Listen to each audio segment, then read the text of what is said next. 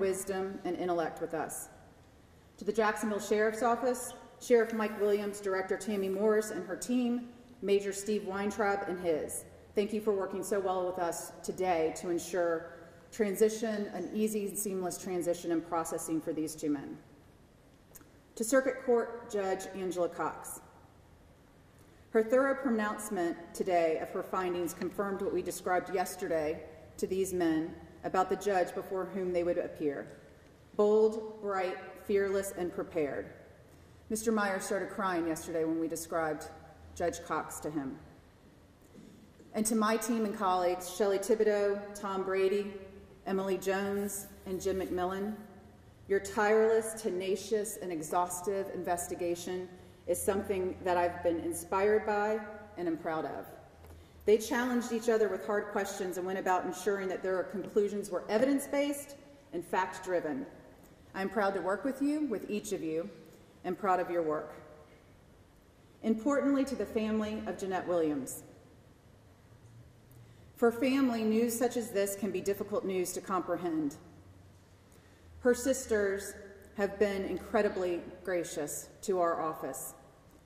Jeanette's sister Joyce still carries her 1976 ID card.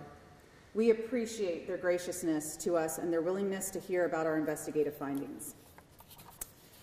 So as you have heard, we took our time, and that time, every question, every meeting, every draft, and every discussion about this case was another day and another night that each of you remained incarcerated. So lastly, to you, Nathan, and to you, Clifford, thank you for your patience as we went about our work. But as we took our time, as we do in all of our pending cases, we did so to ensure you could have full confidence in what we have done. And that has meant this. It's not enough for me to stand here today and tell you what we have done, but for you to be able to independently assess our investigation. And the investigation and the culmination is outlined carefully in a 70-plus page report that is publicly available to all of you. And the reason that I'm not taking time here to go through the details is because they are chronicled in great, great detail in that very comprehensive report. Finally, there are two main errors our criminal justice system can make. That is failing to hold the guilty accountable and convicting the innocent. One of those errors has forever been thought by our society to be far worse than the other. When we have the opportunity to correct these errors as a system and as a society, we agree we should do so. For prosecutors to do anything less reduces public confidence in our system. Human systems will always be plagued with human error. What we do when confronted with those errors, we hope will be the standard by which this office will be judged. Until this afternoon, both of these men were serving life in prison, and indeed Mr. Williams had spent 4 years on death row. Today, both men have been released, and tomorrow, both will be free men. The Conviction Integrity Unit functioned just as we envisioned when it was created. The first duty of our society is justice, and today that has been achieved. Mr. Myers or Mr. Williams, would either of you like to say anything? Yes.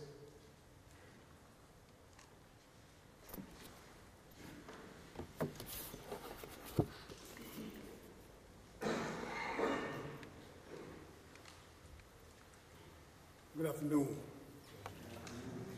First of all, I'd like to thank my Lord and Savior Jesus Christ for putting these two people in my life here, because they was there for me when I needed help. Everybody else had their plugs in their ear, they wouldn't listen. You know, my grandfather and grandmother always told me, you got 2 ears and you got a mouth, 1 mouth.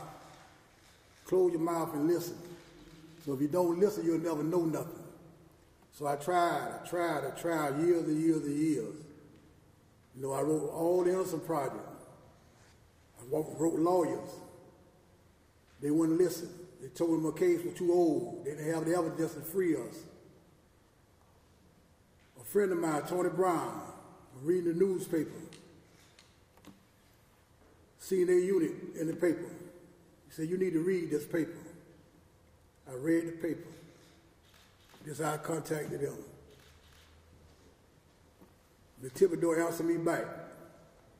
She told me, Mr. Myers, we haven't started the program yet. Said, but as soon as I get it up, I'll get back with you.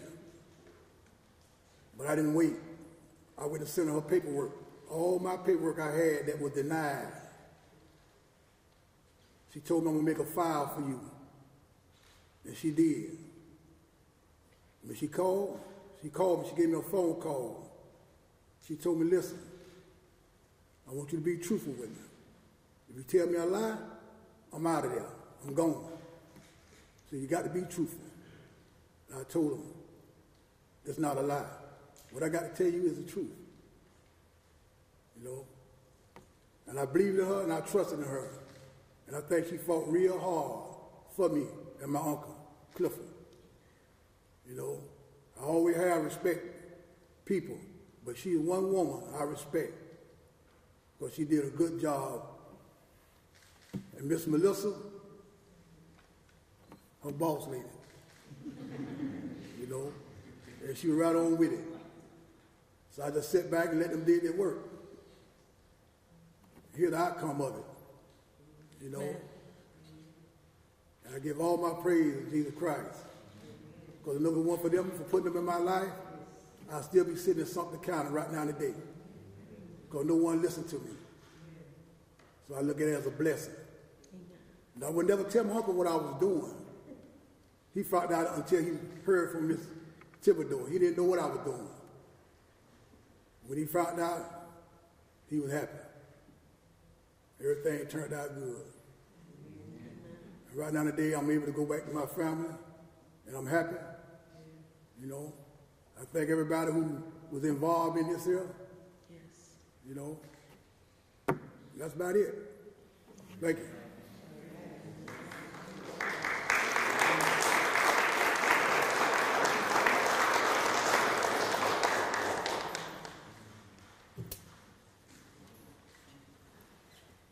Hi, everyone. My name is Seth Miller. I'm the Executive Director of the Innocence Project of Florida, and along with Staff Attorney from the Innocence Project Florida, Krista Dolan, we had the honor and the privilege to represent Mr. Myers in this proceeding. We've been doing this work for over 15 years at the Innocence Project of Florida, and it usually doesn't go like this. We have to spend many, many years fighting and fighting and fighting to have moments like these.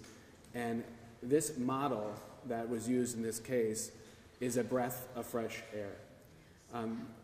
Everyone who's sitting up here today was hyper-focused on doing justice and finding the truth.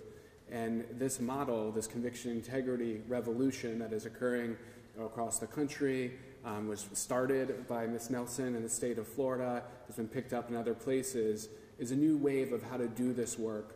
Where the state, with all of their resources and ability to find things that we as defense attorneys can't even get our hands on to find the truth, can really push these cases further towards the finish line in a quicker fashion, and to do it in a collaborative way between all the state actors, defense attorneys, the prosecutor's office, sheriffs, the court, is really the best way to do this work. And I think the beauty of this case is that it validates Ms. Nelson's vision that she laid out in her campaign when she ran and after she